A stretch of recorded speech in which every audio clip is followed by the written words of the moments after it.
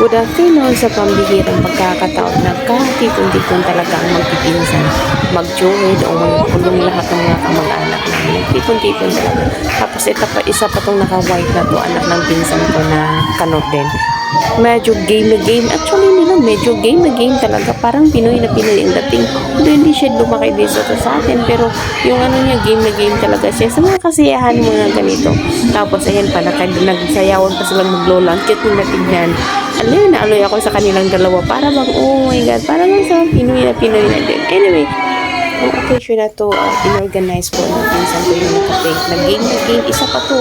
Wala nang dalaga pa to. Ganyan yung talaga yan. Napakasipat. Kumbaga sa Visayas, nasiyaw talaga.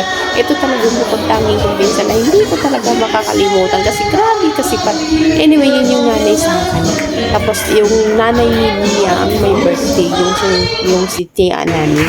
So, yung ano na yun, yung asawa na yun, yung kapatid ng papa ko. Kasi na-enjoy talaga ako niya. Tapos, siyempre, hindi ba naman, sino bang hindi mo enjoy? Nasa Jubin's Grill na pala kami. Siyempre, nandyan lang yun. Abot kamay lang yung mga pagkain. Ang sarap-sarap pa. Kaya game na game talaga ako sa pagkain. Wala tuloy ako sa diet. Pero di bali na ngayon lang naman eh. Ang importante, nagkasama-sama kami. Parang buong angkan. Kasi pati yung taga-Isla nalilito na rin. Alin talaga ako.